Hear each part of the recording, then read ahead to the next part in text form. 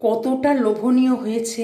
পুরো পরোটাটার মধ্যেই পুরটা কিভাবে ছড়িয়ে গেছে দেখুন, পুরো পরোটাটার মধ্যেই পুরে ভরে গেছে।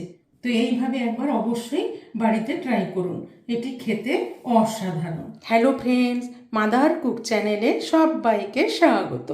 এই শীতের দিনে ডিনারে বানিয়ে ফেলুন চটজলদি অসাধারণ স্বাদের কড়াইশুঁটির পরোটা আর বাদশাহী আলুর দম।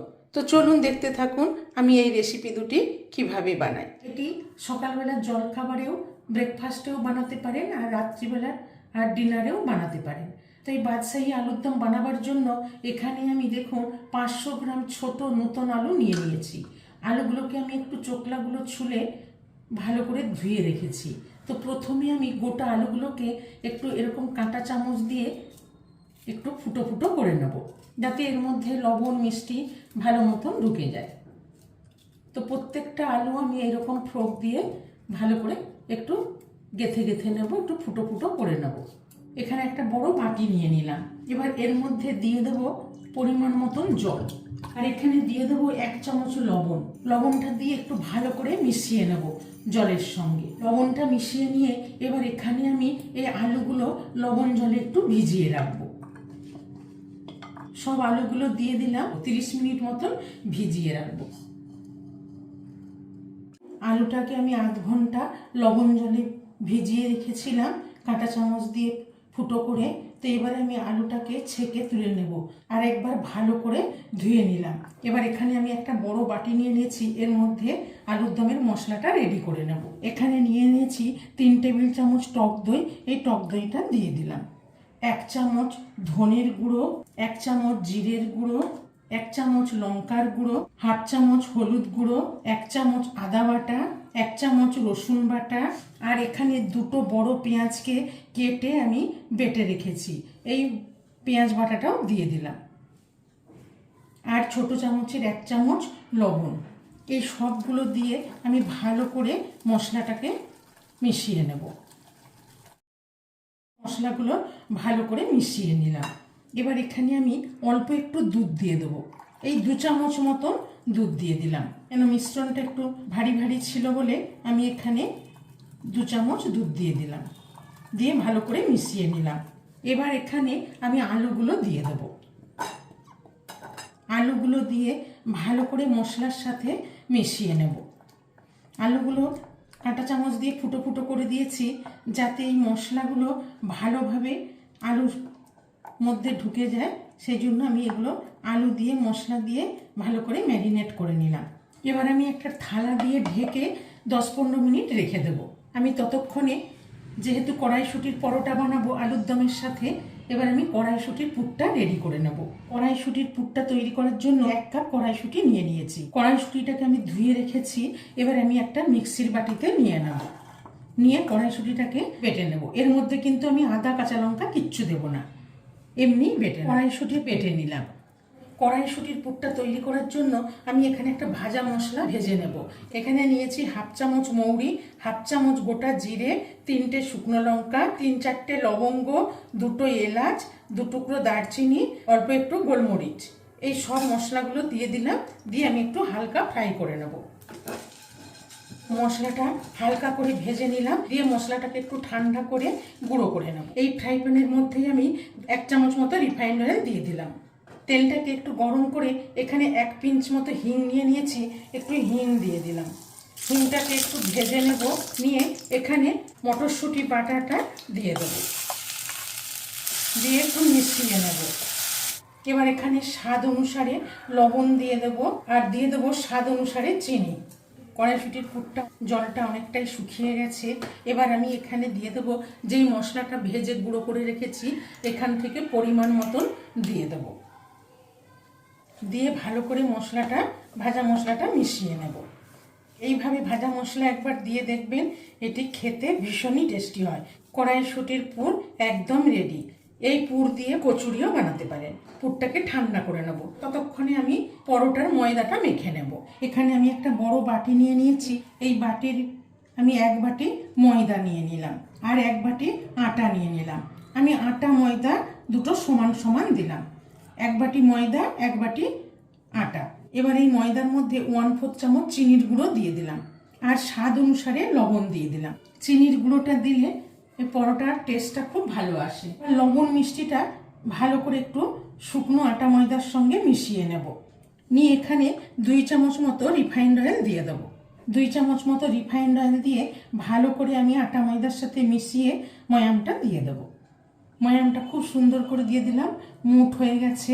এবার আমি অল্প অল্প জল দিয়ে আটা ময়দাটা মেখে নেব। একবারে বেশি জল দেব না, অল্প অল্প জল দিয়ে মেখে নেব।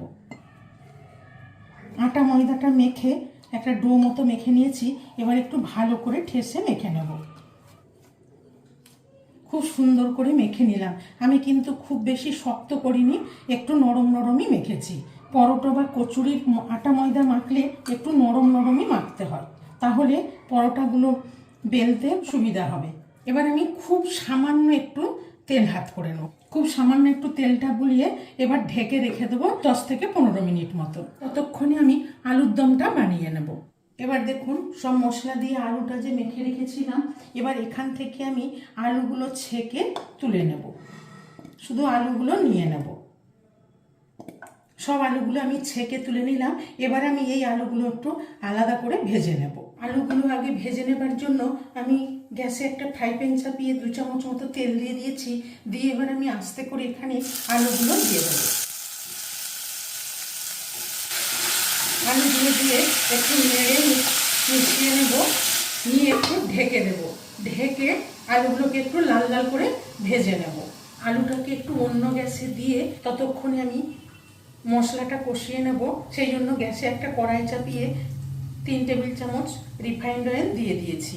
এবার এখানে দিয়ে দেবো 1/2 চামচ 5 ফোড়ন নিয়েছি। এই 5 ফোড়নটা দিয়ে দিলাম, আর 2টো তেজপাতা দিয়ে দিলাম। আর এখানে নিয়েছি গোটা গরম মশলা, আমি থেতো করে নিয়েছি। দেখুন, 2টো এলাচ, 2 টুকরো দারচিনি আর 3-4টে লবঙ্গ দিয়ে থেতো করে নিয়েছি। নিয়ে এই মশলাটা দিয়ে দিলাম। ফোড়নটা একটু ভালো করে ভেজে নেব। ফোড়নটা ভাজা হয়ে গেছে। এবার আমি গ্যাসের ফ্লেমটা অফ করে দিলাম। তেলটাকে একটু ঠান্ডা করে নিয়েছি। নিয়ে এবার এখানে যে মশলাটা ম্যারিনেট করে রেখেছিলাম, এই মশলাটা আস্তে আস্তে দিয়ে দেব।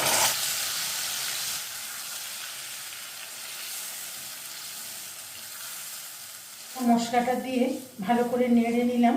এবার গ্যাসের ফ্লেমটা অন করে দেব। লো টু মিডিয়াম ফ্লেমে রেখে মশলাটাকে কষিয়ে নেব।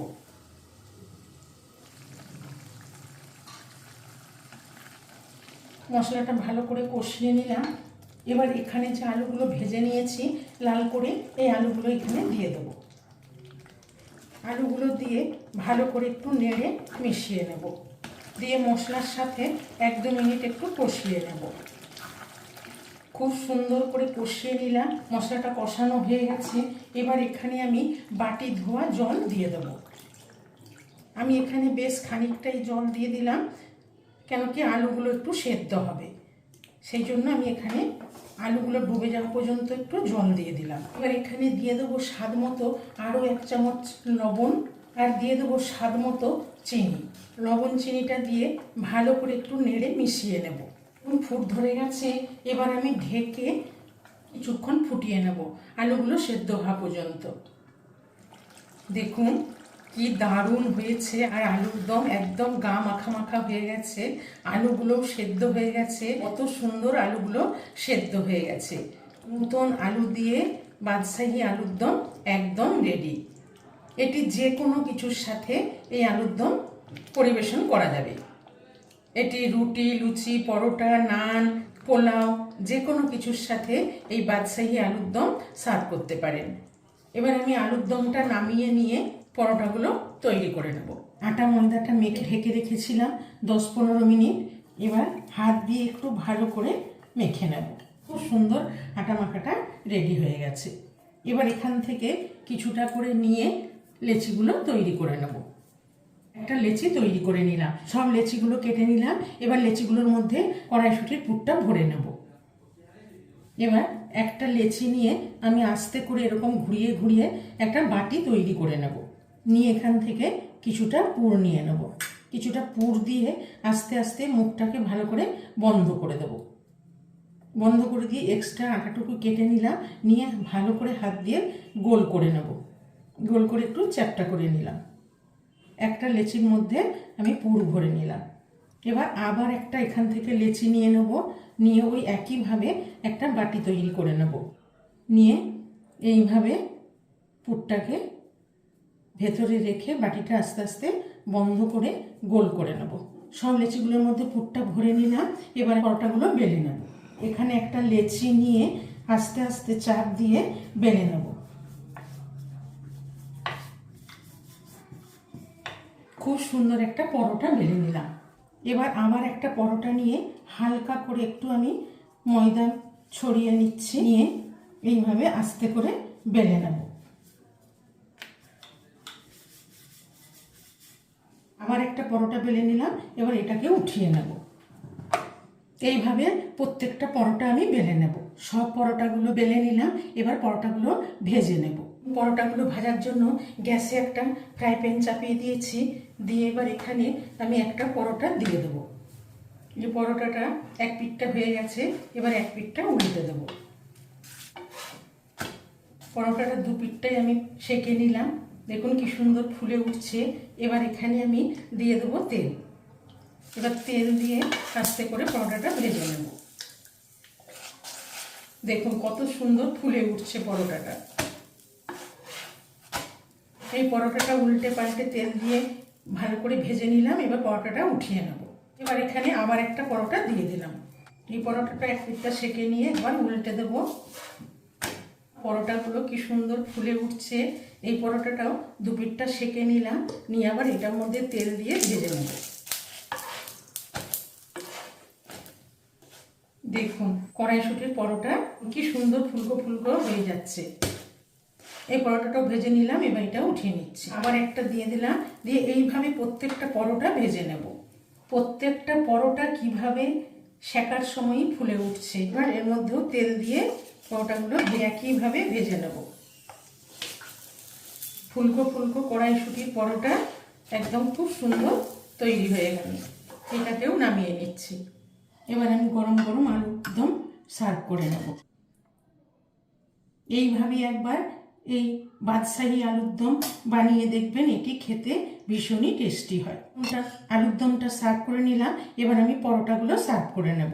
এই মটরশুঁটির পরোটা আর বাদশাহী আলুর দম রেসিপিটি ভালো লেগে থাকলে মাদার কুক চ্যানেলটিকে লাইক, শেয়ার এবং সাবস্ক্রাইব করার অনুরোধ রইল। পাশে থাকা বেল আইকনটা প্রেস করবেন। যখনই আমি নতুন কোনো ভিডিও আপলোড করব আপনাদের কাছে নোটিফিকেশন পৌঁছে যাবে। সুস্থ থাকবেন, ভালো থাকবেন।